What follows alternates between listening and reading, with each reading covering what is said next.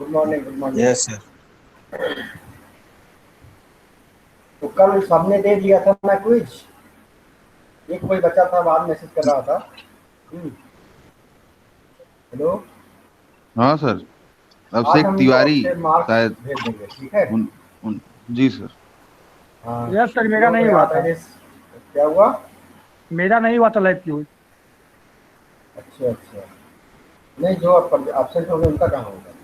बहुत ऑप्शन है, जो 10 बार होगा। सर मैं अभी एब्सेंट नहीं था, अ- क्लास ज्वाइन किया था, मेरा वो उस पे हो नहीं पा रहा था लिंक। अभिषेक नाम है क्या आपका? अभिषेक तिवारी। व्हाट्सअप किए थे हाँ आपको। हाँ, बात हुई थी। अभी देखो, फिर अभी क्लास के बाद एक बार, जब क्लास हो जाएगा एक बार फिर ट्राई करना। तो हम देखें क्यों नहीं हो रहा है। बात ये है, एक बार यस नहीं हो सर। रहा फिर हरदम नहीं होगा। रीजन उसका पता लगना चाहिए। तो देखो अब, और ज़्यादा इसमें अब आप बात नहीं करेंगे। नेक्स्ट जो यूनिट आज शुरू करनी थी, कौन सी यूनिट है आप लोग बताइए। Sir wind energy. हाँ हाँ, यस। Wind energy. अच्छा, आप लोग ये बताइए, कोई भी ये बताओ कि एनर्जी, व्हाट इज एनर्जी। अगर हम कहें एनर्जी क्या है, खाली एनर्जी क्या है। सर कोई काम को करने के लिए जो चीज लगती है सर उसको कार्य कर एनर्जी करते हैं, अगर सिंपल वर्ड में कहा जाए तो। कार्य करने की हाँ क्षमता को सर ऊर्जा कहते हैं। हाँ, कार्य करने की क्षमता को ऊर्जा कहते हैं। और शक्ति, ऊर्जा के बाद जो ऊर्जा मतलब एनर्जी, उसके बाद आता है पावर। मीन्स ऊर्जा से ही पावर बना है, लेकिन पावर को हम कैसे डिफाइन करेंगे? अगर हम कहें व्हाट इज पावर या व्हाट इज शक्ति, ये इस पे कभी ध्यान दिया है या ऐसा नहीं समझते हो कि एनर्जी और पावर एक ही चीज है? तो ध्यान दीजिएगा, स्क्रीन पे शो हो रहा है ना कुछ, यस सर। लिखा है unit 3 unit wind third. Energy. Yes हाँ, सर। अब हाँ, ये हम कह रहे थे, जो अभी हाँ जो हमने भी कहा है कि एनर्जी तो कह रहे हो, कैपेसिटी फॉर डूइंग वर्क, कार्य करने की क्षमता। लेकिन अगर हम कहें कि शक्ति, या फिर इंग्लिश में कहें कि पावर, व्हाट इज पावर, तो पावर क्या है?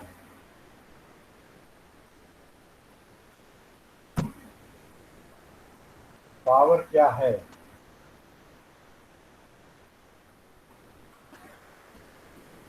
कोई भी।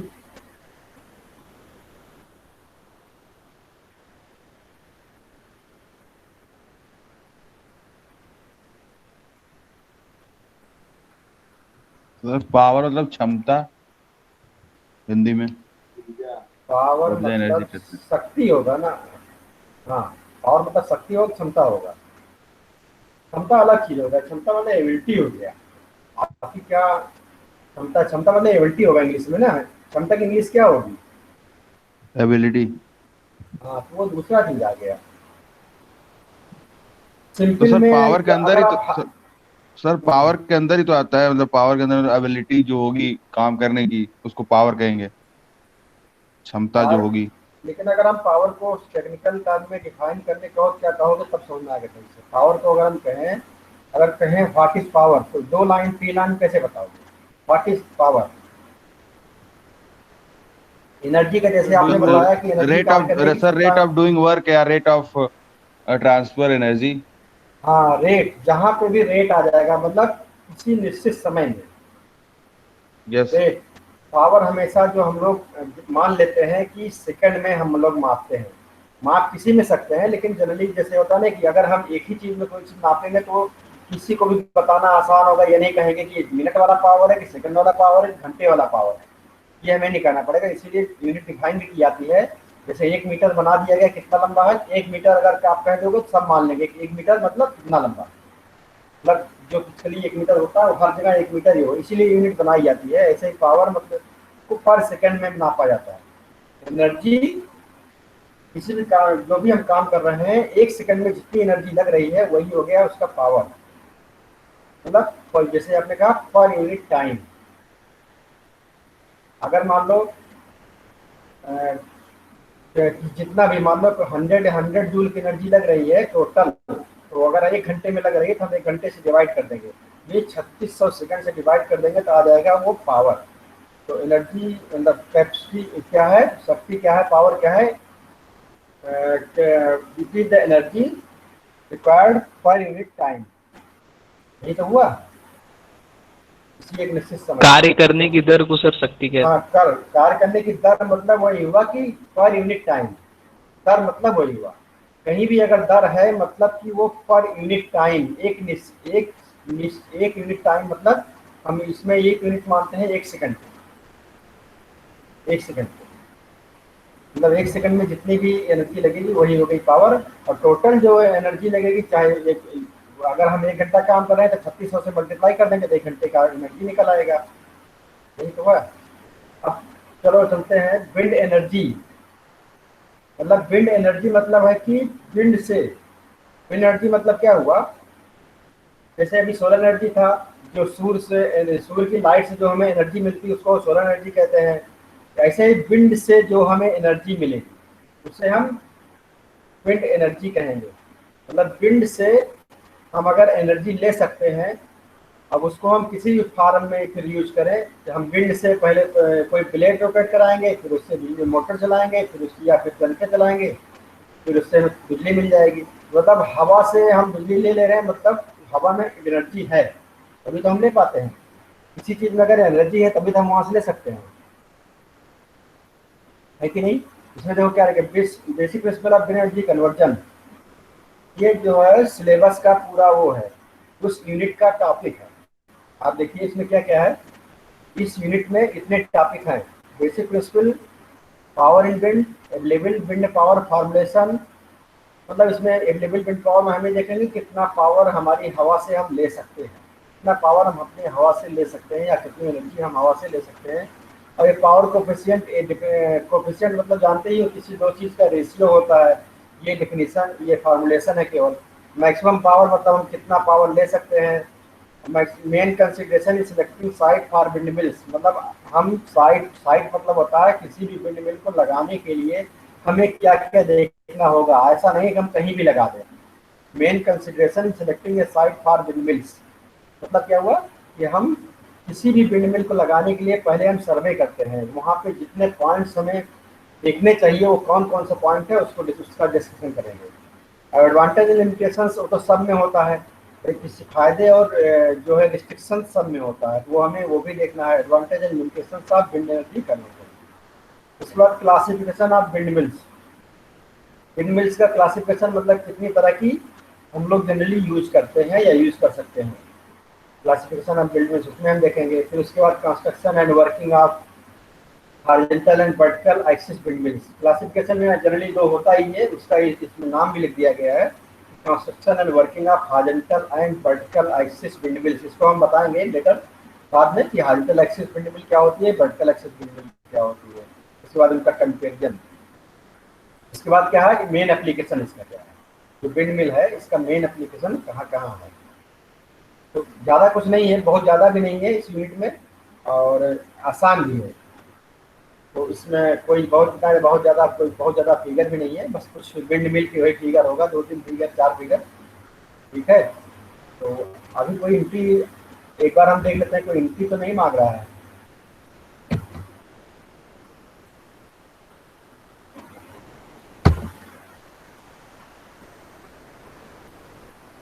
अब जिसको एंट्री देना था हमने दे दिया है, अब बार बार हम यहाँ से जाएंगे नहीं। सर एक मिनट रुकिए सर, एक लड़का है सर, वो मैसेज किया था सर, मैं उसको बोलूँ अच्छा। ज्वाइन करे तुरंत। एक मिनट। हाँ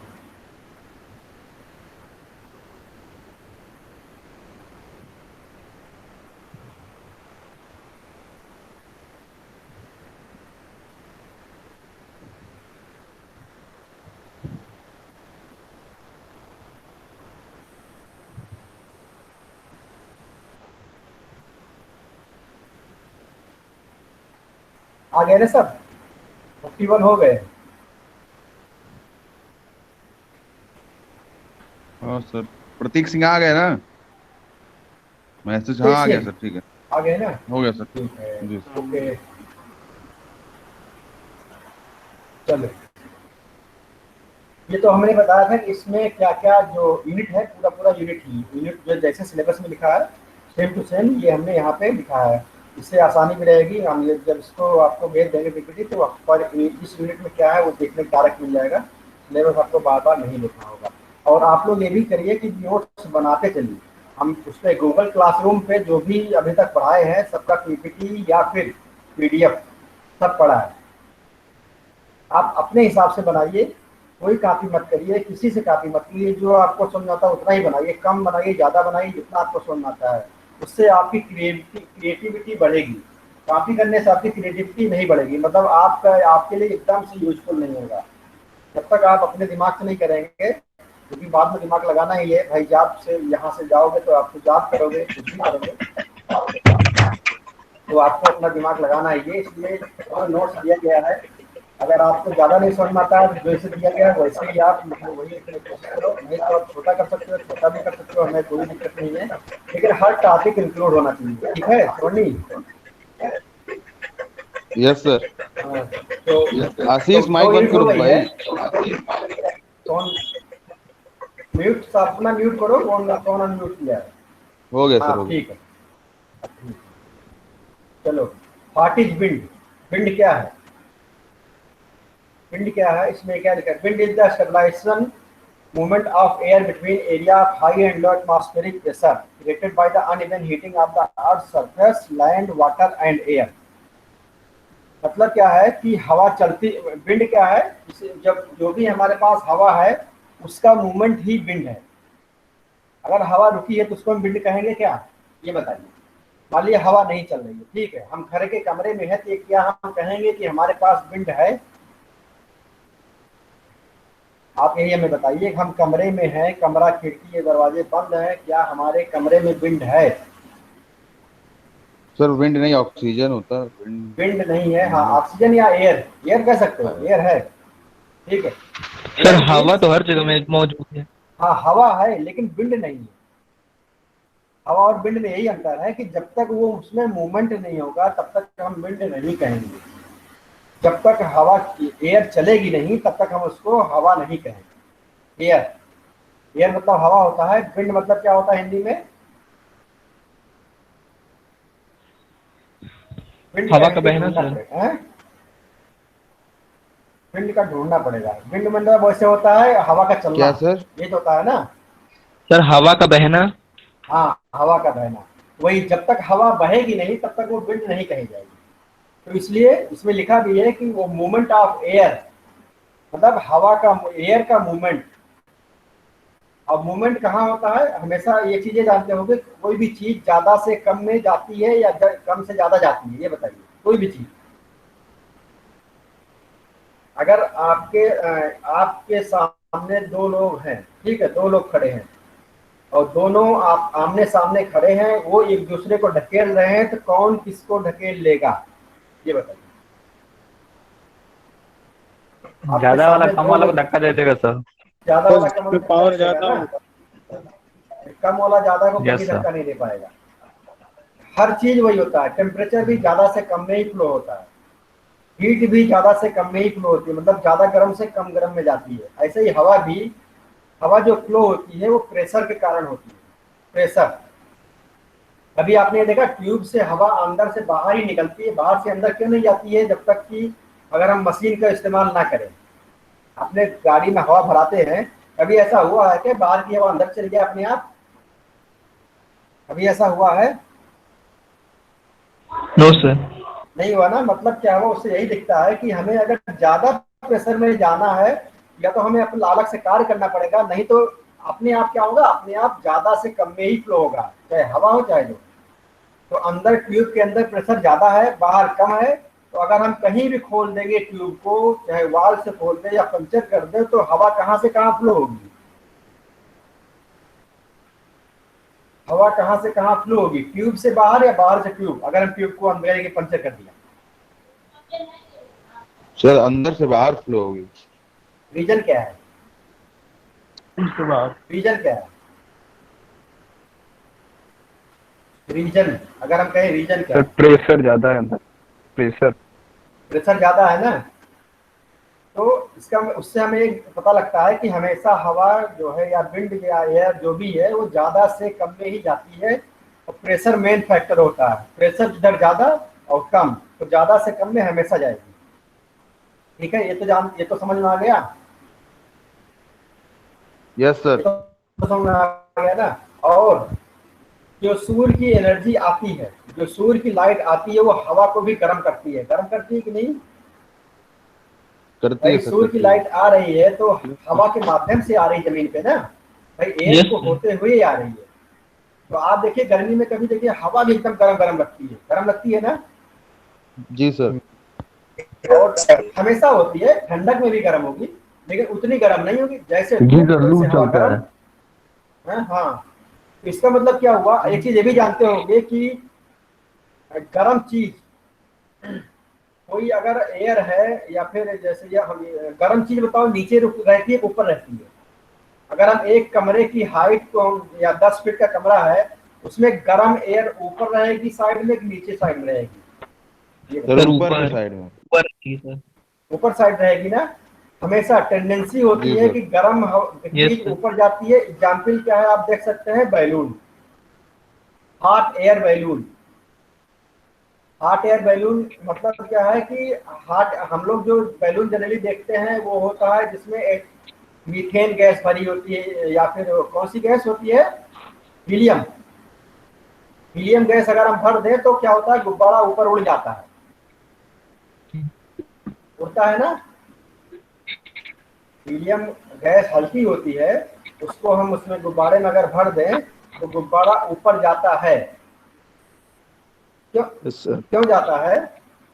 उसका अगर हम एक एग्जाम्पल दें, आप पानी में अगर लकड़ी डुबोते हो तो लकड़ी ऊपर आती है नीचे जाती है? ऊपर आती है। सर ऊपर रखिए।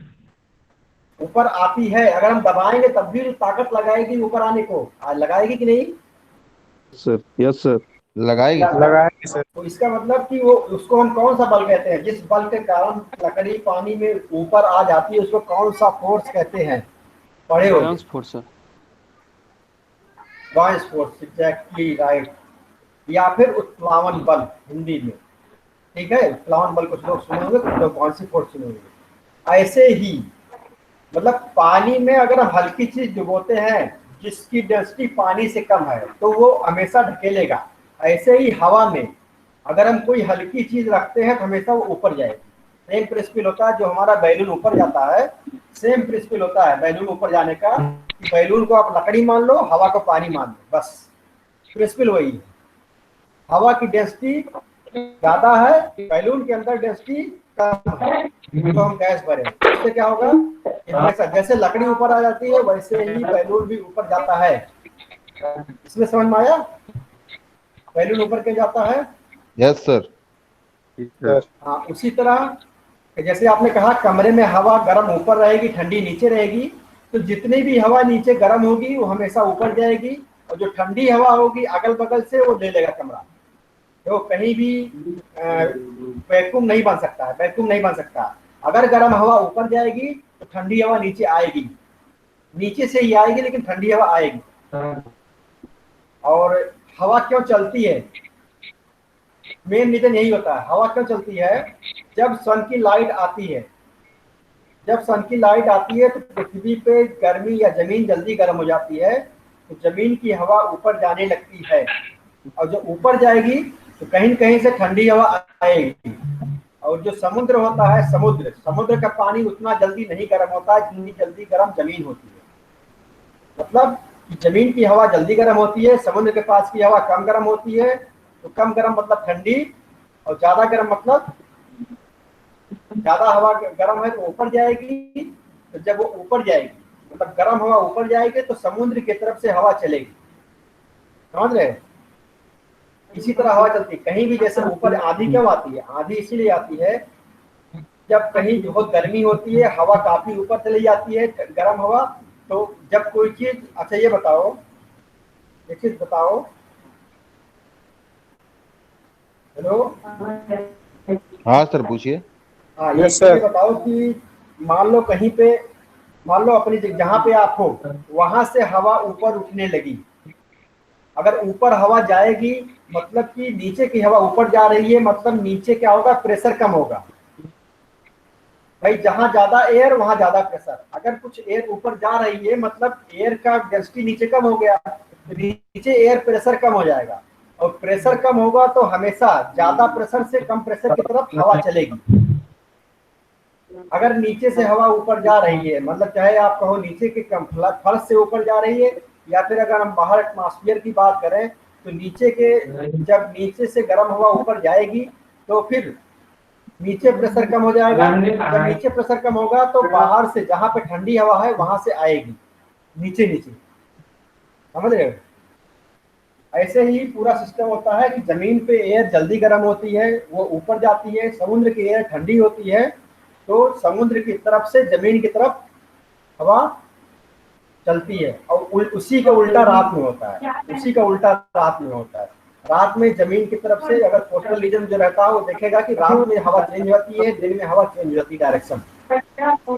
कोई अच्छा ये बताओ, कोई गया समुद्र की तरफ कोस्टल रीजन में, वहां पे देखा हो?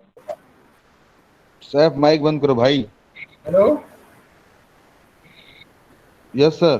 कोई कोस्टल रीजन में गया है, समुद्र के किनारे दिन और रात में अंतर देखा है कि नहीं हवा में?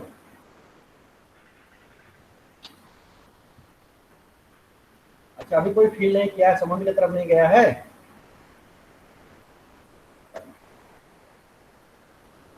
अच्छा चलो ठीक है। तो हवा देखो, हवा का मूवमेंट इसीलिए होता है, हवा का मूवमेंट मेन यही होता है कि जहाँ पे गर्मी होगी गर्म हवा ऊपर जाएगी, जब ऊपर जाएगी तो वहां पे प्रेशर कम हो जाएगा नीचे, जब प्रेशर कम होगा ज्यादा प्रेशर से कम प्रेशर की तरफ हवा चलेगी। और हवा के चलने में किसी को कुछ पूछना है तो पूछो, नहीं तो आगे बढ़े। हवा के चलने में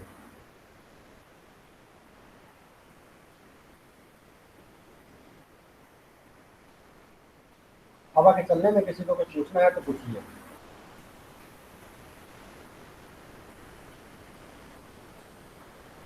आगे बढ़े,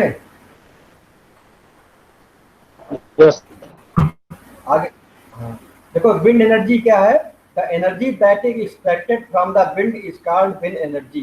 मतलब जो हम हवा से हम जो भी एनर्जी ले सकते हैं तो उसी को हम विंड एनर्जी कहते हैं। मतलब हवा से जो हम एनर्जी निकाल सकते हैं उसी को हम कहते हैं विंड एनर्जी। और विंड एनर्जी कैसे कन्वर्ट होती है? पहले मैकेनिकल फॉर्म में आती है, टरबाइन लगी होती है, जो ब्लेड्स होती है उसको हम टरबाइन कहते हैं। उसके बाद हम जनरेटर के थ्रू हम उसको यूज कर सकते हैं, चाहे पंपिंग में या फिर पहले के ज़माने में यूज कर सकते थे, जैसे पवन चक्की होता था या फिर और कुछ भी चलाते थे। पहले तो हमने देखा भी था, अब जो है विंड का बहुत कम यूज होने लगा अपने सबके एरिया में। पहले तो बहुत जगह हमने जब छोटे थे हम लोग देखते थे कि बहुत विंड टरबाइन बहुत जगह देखते थे, उससे जो है पानी चलता है, पानी निकलता रहता था या कुछ और कर सकते थे। अब इसलिए यूज कम हो गया क्योंकि अब हमारे पास अवेलेबिलिटी बिजली की ज़्यादा हो गई। अब हमारे पास हर जगह पे बिजली पहुंच गई है तो लोग इसमें कास्ट ज़्यादा आती थी तो इसलिए ये यूज कम हो गया है ये विंड एनर्जी। उसके बाद एक चीज़ ये देखिए, history of wind mills. History of wind mills, अभी हमने क्या कहा था, जो सूर्य की एनर्जी आती है उसी से एयर का मूवमेंट होता है। तो जो भी लाइट आती है, जो भी एनर्जी आती है सूर्य की, उसमें कुछ परसेंट जो है विंड एनर्जी में कन्वर्ट होता है, क्योंकि विंड का मूवमेंट होगा और मूवमेंट से ही हमें एनर्जी मिलती है। भाई विंड के मूवमेंट से ही हमें एनर्जी मिलती है। अगर हवा हमें चल रही है तभी हमें एनर्जी मिलेगी, अगर हवा नहीं चल रही है तो हम ब्लेड चला ही नहीं सकते हैं। जो हमारी विंड टरबाइन की ब्लेड्स होती हैं अगर वो नहीं चलेगी तो हम कैसे एनर्जी लेंगे जब तक हवा नहीं चलेगी। हवा किससे चलती है? टूना के रीजन एक सोलर सूर्य ही है। अगर सूर्य की रोशनी ना आए तो हवा चलेगी नहीं, अगर सूर्य की रोशनी पृथ्वी पे ना आए तो हवा चलेगी। उसके बाद इसमें देखो लिखा है, हमने जो भाई बताया था, the surface of the earth heats and cooled unevenly. मतलब सरफेस वो ठंडा और गर्म एक बराबर नहीं होता है। जैसा हमने बताया कि समुद्र में जल्दी ठंडा गर्म नहीं होता है, दिन में जमीन जल्दी गर्म हो जाती है, यही सब इसमें लिखा है।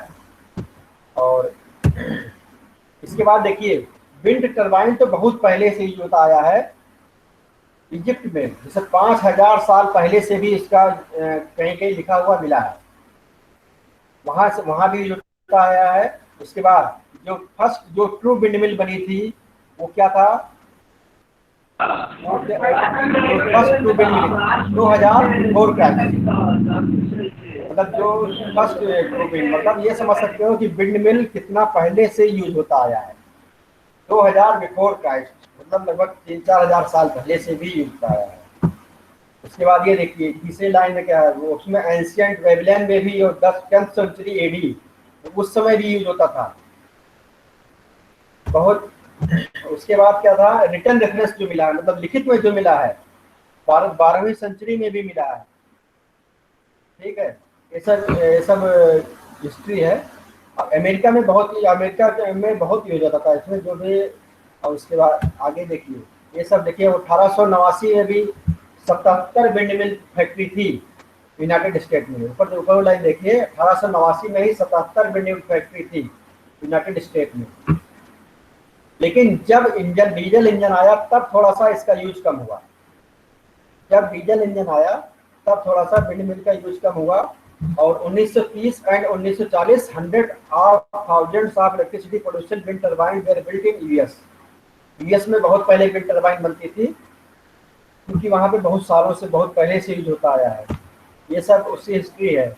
लेकिन देखिए by the early 1950 however extension of central power grid to nearly even American household by the rural electrification commission affected the market of these machines. Wind turbine development lay nearly government for the next 20 years. मतलब कि 1950 के आसपास America में जो है वो बिजली की जो सप्लाई है वो बढ़ गई, मीन्स रूरल एरिया में भी पहुंच गई। उससे विंड टर्बाइन का डेवलपमेंट एकदम से रुक गया, कम से कम 20 साल तक। मतलब 50 से लेकर 70 तक विंड टर्बाइन का विकास हुआ ही नहीं, क्योंकि हमारे पास जरूरत की जो बिजली थी वो हमारे ग्रिड से मिल जा रही थी। ये सब तो हिस्ट्री था। अब ये देखिए जो टिपिकल फिगर, जो विंड टर्बाइन का जो फिगर है ये इस तरह की दिखती है। ये देखिए विंड टर्बाइन, इसको देखो समुद्र में भी लगाए हैं, क्योंकि समुद्र में हवा बहुत तेज चलती है। देख रहे हैं, इसमें 3 ब्लेड हैं। ये टिपिकल फिगर है, मतलब जनरल फिगर यही है विंड टर्बाइन का। अगर कहें जनरल सबसे ज्यादा यूज होती है। ये है हॉरिजॉन्टल एक्सिस विंड टर्बाइन। इसमें देखिए classification of wind turbine. Classification wind turbine 2 तरीके की है, horizontal axis and vertical axis. अभी हम फिगर दिखाएंगे, पहले फिगर दिखा देते हैं तब आपको समझ में आएगा। हॉरिजॉन्टल एक्सिस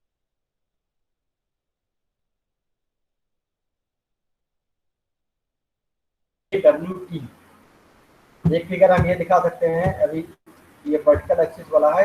इस फिगर में देखिए दोनों, इसमें देखिए दोनों है। ये देखिए हॉरिजॉन्टल एक्सिस विंड टर्बाइन, मतलब ये जो ब्लेड्स हैं, आप देखिए लिखा है रोटर ब्लेड्स। ये जो ब्लेड्स हैं ये वर्टिकल में होती है, लेकिन इसकी एक्सिस हॉरिजॉन्टल में होती है, इसलिए इसे हॉरिजॉन्टल एक्सिस विंड टर्बाइन कहते हैं। एक्सिस मतलब उस एक्सिस जो होता है उसी के चारों तरफ ब्लेड घूमती है, उसी के चारों तरफ ब्लेड घूमती है, वो हॉरिजॉन्टल होती है, मतलब parallel to the surface of earth. Vertical axis का सबसे सिंपल फिगर देखिए राइट साइड में, ये जो किनारे वाला है, जो आप ये लाइन देख रहे हैं, ये ब्लेड्स है। जो किनारे हैं ये ब्लेड्स हैं और ये घूमता है, और इसकी एक्सिस ये है। ये बीच में देखिए जो ये एक्सिस है हल्का पीला कलर का, that is axis of the vertical axis wind turbine. इसी के चारों तरफ घूमता है, मतलब पेपर के अंदर से बाहर, पेपर के अंदर से बाहर, इस तरह घूमेगा।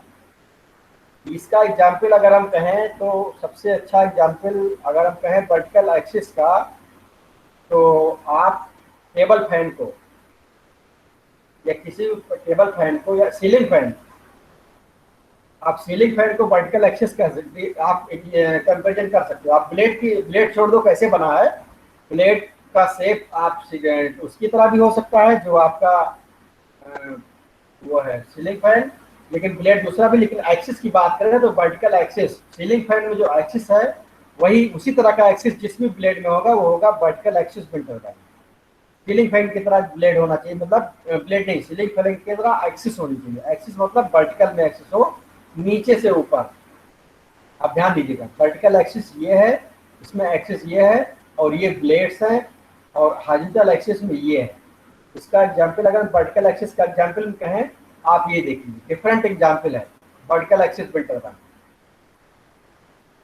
वर्टिकल एक्सिस विंड टरबाइन का ये है, और इसमें देखिए ये एक्सिस है, हमारा माउस देखिएगा, ये एक्सिस है, ये ब्लेड्स है। जब बगल से हवा, सामने से हवा चलेगी तो ये रोटेट करता है, जब सामने से हवा चलेगी। इसी तरह ये अलग अलग, सबकी अलग अलग डिजाइन है, लेकिन एक्सिस सब में वर्टिकल ही है। इसमें भी देखिए एक्सिस वर्टिकल ही है तीनों फिगर में। तीसरे फिगर में देखिए दिखाई दे रहा है विंड जो चल रही है, सब फिगर में लिखा है। यहाँ भी विंड चल रही है, यहाँ भी विंड चल रही है। आपने कोई एकाध कभी वो चीज लेके देखा है? एकाध हमने देखा है, जो बच्चे गेम खेलते हैं उसमें ऐसे ही वर्टिकल होता है, और आप हवा से फूंको तो चलने लगता है। किसी ने देखा है? अगर आप अपने सामने से फूंको, जैसे अंगुली है, ये यहाँ पे ब्लेड होती है, आप वो अगर हम इससे हवा से फूंकते हैं तो चलने लगता है। कभी किसी ने देखा है बच्चे? Yes sir. Yes sir. वो हवा से फूंको सर उसमें टॉफी भी आता है। हाँ आता है, वही मैं याद आया। वैसे ही आप जो मुंह से फूंकते हो, वो समझ लो अगर हवा चलेगी तब भी रोटेट करेगा, करेगा ना। अगर हम ब्लेड बड़ी बना दें, अगर हम उसी ब्लेड को बड़ी बना दें, और तो वो हवा चलेगी तब भी मूव करेगा, और मूव करेगा तो उसकी एक्सिस रोटेट करेगी, उसकी एक्सिस रोटेट करेगी। तो उसी रोटेशन को हम उसमें वो चलाते हैं, क्या नाम, मोटर नहीं, जनरेटर। तो अभी जो ये फिगर हमने दिखा दिया है इसमें, लेकिन जो यहाँ से देखो इसमें क्या लिखा है क्लासिफिकेशन में, हॉरिजॉन्टल एक्सिस क्या लिखा है? Horizontal axis machine has its blade rotating on an axis parallel to the ground. हमने भी कहा था ना कि ग्राउंड के पैरेलल जो उसकी एक्सिस होगी रोटेशन की, वो होगी। लेकिन वर्टिकल एक्सिस में क्या है? Vertical axis machine has its blades rotating on an axis perpendicular to the ground. Ground surface मतलब ग्राउंड सरफेस जमीन जैसे ये है, इसके ऊपर ये आप देखिए, ये जमीन अगर हमारा हाथ पे 1 मीटर जमीन है, वर्टिकल ये है, ये वर्टिकल एक्सिस हो गया। एक्सिस इस तरह की है। और ब्लेड कई तरीके के हो सकते हैं। इसमें लिखा है there are number of available design for both each type has certain advantage and disadvantage. मतलब हर दोनों तरह की टरबाइन में अलग अलग तरह की ब्लेड हो सकती हैं, सबके अलग अलग फायदे और नुकसान हैं। लेकिन जो कंपेयर अगर हम करें हॉरिजॉन्टल एक्सिस वर्टिकल एक्सिस में, तो हॉरिजॉन्टल एक्सिस बहुत ज़्यादा ही होता है और वर्टिकल एक्सिस बहुत कम यूज होता है। कम यूज मतलब है कि उतना फायदा नहीं है, ये उतना हम उससे एनर्जी ले नहीं सकते हवा से, जितना हम हॉरिजॉन्टल एक्सिस वाले से ले सकते हैं। और इसके बाद अब इसमें अलग से हॉरिजॉन्टल एक्सिस विंड टरबाइन है। इसमें अभी आपको हमने बताया ही है, ये एक्सिस हॉरिजॉन्टल होती है, मतलब सरफेस जो हमारी अर्थ सरफेस है उसके पैरेलल में होती है। इसमें एक होता अप विंड, एक होता डाउन विंड। एक होता अप विंड, एक होता डाउन विंड। इसमें लिखा है some machine are design to operate in upwind mode with the blades upwind of tower, with the blades upwind of tower. In this case, a tail vane is usually used to keep the blades facing into wind. तो अभी हम बता दे रहे हैं अपविंड downwind क्या है। पहले downwind एक बार देख लो। Operate in a downwind mode so that the wind passes the tower before striking the blade. मतलब अपविंड में क्या है? अपविंड में सबसे पहले हवा टकराएगी ब्लेड से। ध्यान दीजिएगा, अपविंड में हवा सामने से चल रही है, मतलब ब्लेड के सामने से। जैसे घर में अगर एग्जॉस्ट लगा है, ध्यान दीजिएगा, घर में जो एग्जॉस्ट लगा है या किचन में एग्जॉस्ट लगा है, कहीं भी एग्जॉस्ट लगा है, वो एकदम से सही एग्जाम्पल है उसका wind turbine, horizontal axis wind turbine. तो अगर बाहर से हवा चलेगी, क्योंकि मोटर तो अंदर लगा है, अब उस मोटर को आप जनरेटर मान लो, तो आपके एग्जॉस्ट फैन में जो मोटर लगा है उसको आप जनरेटर मान लो। तो अगर आप बाहर से हवा चलेगी, आपने देखा भी होगा कभी कभी इसकी टरबाइन ब्लेड्स घूमने लगती है जो एग्जॉस्ट फैन होता है। तो अगर बाहर से तेजी से हवा चलेगी, अंदर कमरे की तरफ आना चाहेगी, तो वो उसका ब्लेड रोटेट करेगा। तो वो है अपविंड विंड टरबाइन। अपविंड मतलब बाहर से मतलब सबसे पहले हवा ब्लेड पे आएगी, उसके बाद पीछे जाएगी, जो जनरेटर है या फिर उसका टावर है उससे कांटेक्ट में आएगी। और डाउन विंड में क्या है, कमरे से हवा अगर बाहर निकल रही है, ये सबसे पहले हवा पीछे जनरेटर पे आएगी, उसके बाद ब्लेड पे जाएगी, वो होता है डाउन विंड। अप विंड और डाउन विंड में कोई दिक्कत? अप विंड विंड टरबाइन और No, डाउन sir. विंड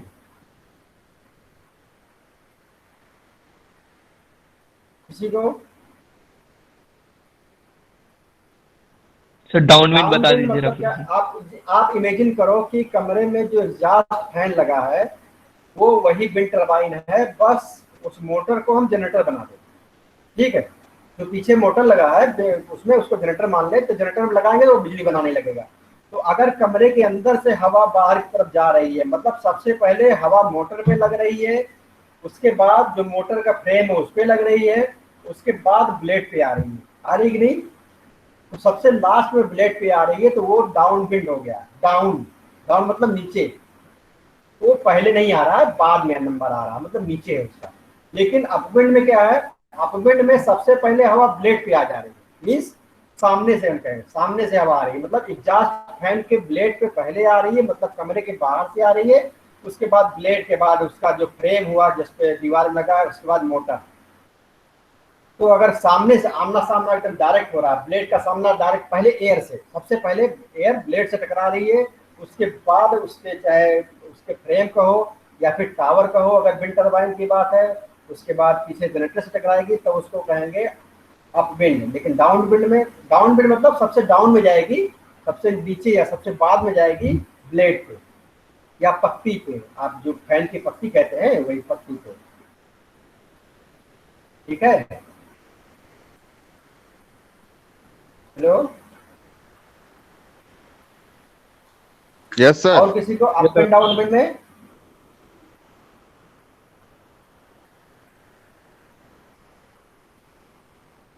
एक चीज अच्छा ये है कि लगभग 35% एफिशिएंसी होती है, अगर हम मैक्सिमम हम ले सकते हैं, लेकिन हम पूरा ले नहीं सकते हैं, क्योंकि जितनी भी चीज़ें उसमें लगी होती हैं, चाहे बियरिंग हो, मोटर हो, गियर हो, सबकी एफिशिएंसी कुछ ना कुछ होती है।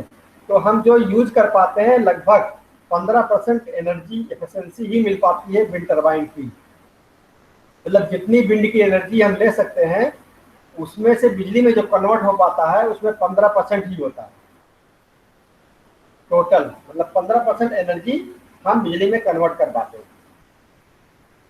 और अगर हम आइडियल की बात करें तो आइडियल में हम 35 से ज़्यादा तब भी नहीं ले सकते हैं, क्योंकि एक चीज 35 से ज़्यादा इसलिए भी नहीं ले सकते हैं, अच्छा अभी बताते हैं इसको। ये हॉरिजॉन्टल का फिगर देखिए, इसमें आपको 2D है, आपको काफी में बनाने लायक फिगर है। ये देखिए ब्लेड्स है, लेफ्ट साइड में ब्लेड है। अपविंड मतलब क्या होगा, इधर से हवा चल रही होगी, अगर लेफ्ट साइड से हवा राइट साइड में जाएगी, बाएं से दाएं में जाएगी, तो that will be called upwind, wind turbine, upwind. लेकिन अगर राइट से लेफ्ट में जा रही होगी हवा, अगर राइट से लेफ्ट में जा रही होगी तो वो कहा जाएगा डाउन विंड। डाउन मतलब नीचे, मतलब बाद में, क्योंकि सबसे पहले हवा पीछे टकरा रही है, फिर टावर से टकरा रही है, फिर उसके बाद ब्लेड पे जा रही है, डाउन विंड टरबाइन। अब ये देखिएगा, इसमें ब्लेड्स लगी है, ब्लेड के बाद शाफ्ट है, शाफ्ट के बाद इसमें गियर भी लगा होता है। अच्छा ये बताओ इसमें गियर क्यों लगा होता होगा, उसके बाद जनरेटर लगा होता है, कोई सबको अपने अंदाज से बताओ कि टरबाइन, जो विंड टरबाइन होती है उसमें गियर बॉक्स भी लगा होता है। जनरली सब में गियर बॉक्स लगा होता है, वो क्यों लगा होता होगा?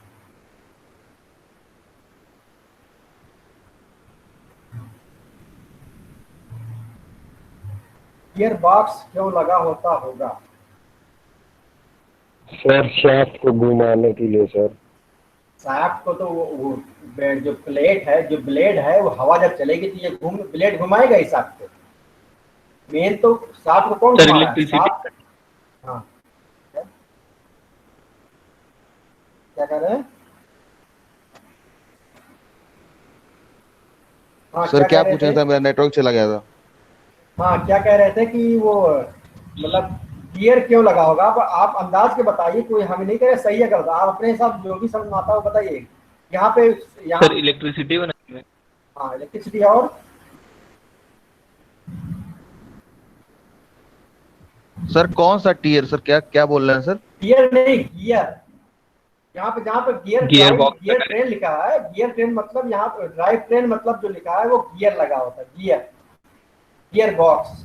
यहाँ पे गियर बॉक्स होता है। हमारा माउस अगर देख रहे होंगे, सबसे पहला जो यस सर, ब्लॉक हाँ है, हाँ हाँ। जो सबसे पहला ब्लॉक है वो गियर बॉक्स होता है। उसके बाद जनरेटर लगा होता है। जी सर। जनरेटर के बाद कंट्रोल लगा होता है, मतलब कुछ बटन वटन लगी होती है अगर हम मैन्युअली कुछ करना चाहें। लेकिन ये गियर क्यों लगा होता होगा, ये जानना है। सर इंक्रीज रोटेशनल स्पीड के लिए। Exactly, increase rotational speed. क्योंकि हमारा जो जनरेटर होता है उसको ऐसा नहीं कि आप हल्का सा घुमा दोगे तो बिजली बनने लगेगी, ऐसा नहीं है। तो ऐसा इसलिए लगा होता है कि जनरली जो विंड से हमें स्पीड मिलेगी, जो हवा से हमारी जो ब्लेड रोटेट करेगी, वो उतना तेज रोटेट नहीं करेगी कि वो जनरेटर के लिए सफिशिएंट हो कि वो अच्छी बिजली बना पाए। इसीलिए वहाँ पे गियर लगा ही होगा, मतलब गियर बॉक्स लगा होगा, जिससे कि स्पीड को बढ़ा दे, तब हमें सही से वोल्टेज या सही से करंट या सही से बिजली हमें मिल पाएगी। मेन रीजन यही होता है। और हाँ, और एक ही, और ये केबल बीच में जो आप देख रहे हैं, केबल मतलब जहाँ से जो बिजली बन रही है उसको हम केबल के थ्रू नीचे ले आएंगे, और इसको हम कहते हैं टावर। जहाँ जिस पे पूरा ये विंड टर्बाइन लगा होता है उसको हम कहते हैं टावर। जो नीचे से ऊपर तक वर्टिकल स्ट्रक्चर है पिलर की तरह, तो इसको कहते हैं टावर। और इसमें तो सब यह सिस्टम वही है कि मतलब जो इसमें घूम सकता है हवा के साथ, ये ऐसा बना होता है यहाँ पे। ऐसा नहीं कि विंड टर्बाइन अगर पूरा की तरफ मुंह हमेशा पूरा भी रहेगा, वो थोड़ा बहुत घूम, जिधर से हवा चलती है ऐसे बना ही होता है, हल्का सा उधर घूम जाती है। जब जिधर से हवा चलती है उधर ही हल्का घूम जाता है, जिससे कि मैक्सिमम एनर्जी हम ले सकें। तो ये एक तरह से कंस्ट्रक्शन का फिगर हो गया, बहुत आसान फिगर है, ठीक है। और इसमें कुछ पूछना है? वर्टिकल एक्सिस विंड टरबाइन में कुछ पूछना है? ये कंस्ट्रक्शन एंड वर्किंग हो गया। तो आज दो टॉपिक, एक टॉपिक तो हो ही गया, दो topic. Construction and working of horizontal axis wind turbine, इसमें कुछ पूछना है? नहीं सर। ठीक है। इसके बाद सर एक बात बताइए सर। हाँ सर जो माई गुरु जी वाला सर है सिस्टम, तो उसका कोई ऐप एप्लीकेशन है या फिर सर उसको बस वैसे ही ब्राउज करके चलाना पड़ेगा? अभी ब्राउज करके चलाना है। इसका एप्लीकेशन नहीं है अभी नहीं है, ब्राउज तो करके उससे चलाना है। बस इतना है कि बहुत दिक्कत होगा मोबाइल सर पे भी उसमें। चल जाएगा। हाँ मोबाइल पे तो चल जाएगा सर, लेकिन फिर भी जब तक एप्लीकेशन रहता है तो सही रहता है सर। हाँ हाँ, डेवलप कर, देखो अभी तो ये नया चीज डेवलप किए हैं, तो अभी उसी पे फोकस किए हैं कि उसमें जो भी कमियां आ रही है, जो भी प्रॉब्लम आ रही है उसको दूर करें। अभी एप्लीकेशन बनाने के बाद चल रही होगी, वो लोग कर रहे होंगे, लेकिन अभी नहीं है। सर हम लोग को एक्सेस मिल गया ना, वो आ गया लिंक, तो मतलब पासवर्ड फिर आ गया।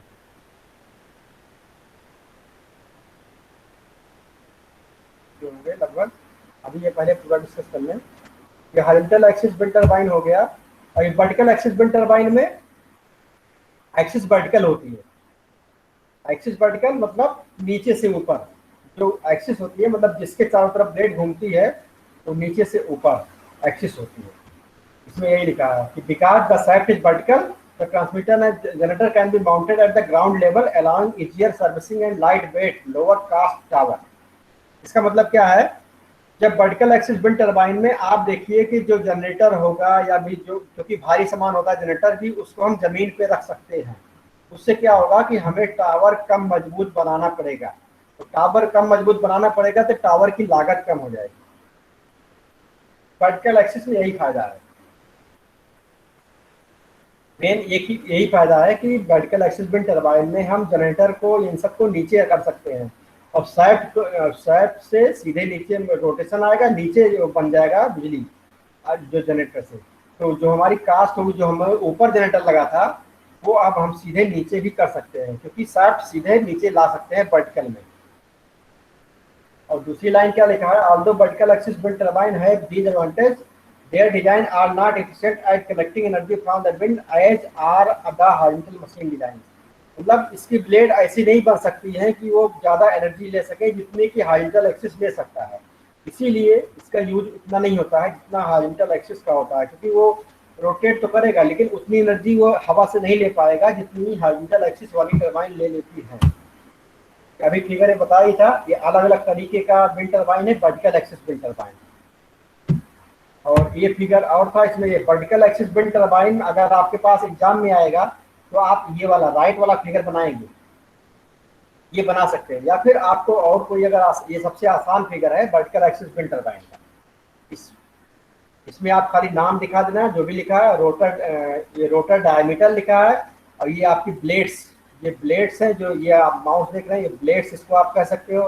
नीचे गियर बॉक्स लगा है, जनरेटर लगा है, ये सब, और इसके रोटर हाइट, ये सब डिफरेंट इसमें नॉमेनक्लेचर है, इसको आप दिखा दोगे और इसको बता दोगे कि हवा इधर से चलेगी, चाहे लेफ्ट से चलेगी या राइट चलेगी, किधर से भी चले ये रोटेट करेगा। यही इसमें फायदा है कि इसमें कभी हमें डायरेक्शन चेंज नहीं करना होगा। और इसमें है, इसमें सामने से हवा चलेगी, जो हॉरिजॉन्टल एक्सिस है, तभी सबसे ज़्यादा हमें पावर मिलेगी। हॉरिजॉन्टल एक्सिस वर्टिकल एक्सिस में एक तरह से दोनों हो गया है, और ज़्यादा डिस्कस और ज़्यादा नहीं करेंगे, नहीं तो ये चीज़ और ये फिगर और देख लो। इसमें पहला वाला हॉरिजॉन्टल एक्सिस है, उसके बाद तीनों वर्टिकल एक्सिस है। आप देखिए,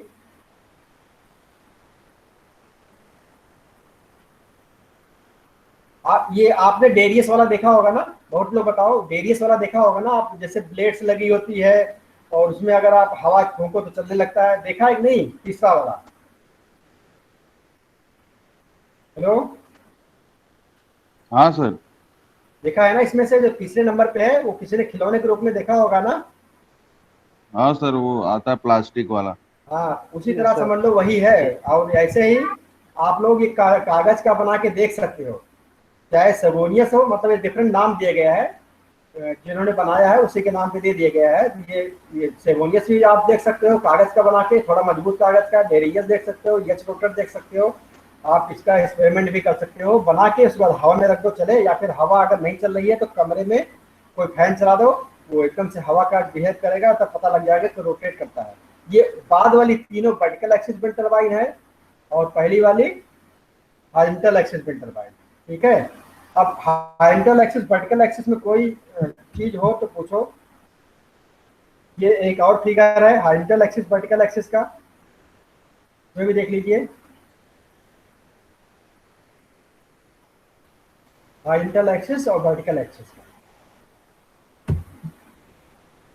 बस ये मेन है जो हमें पढ़ना था, हॉरिजॉन्टल एक्सिस और वर्टिकल एक्सिस।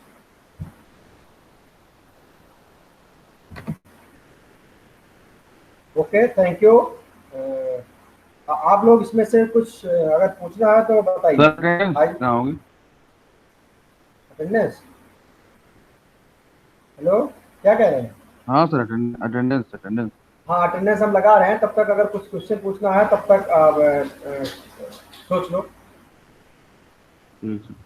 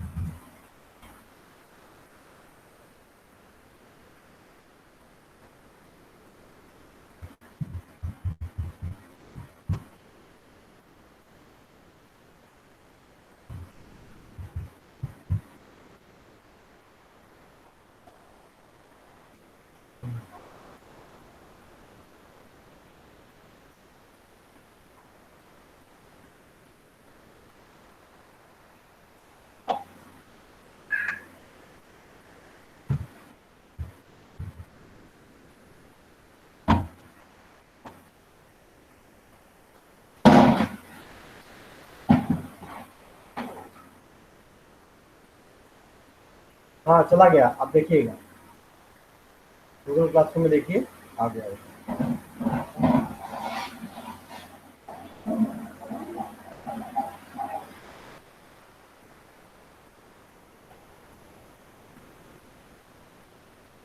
हाँ सर हो आ गया। गया।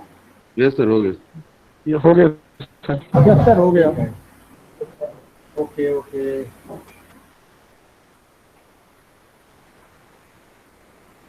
सर एग्जिट कर लें? हाँ ठीक है।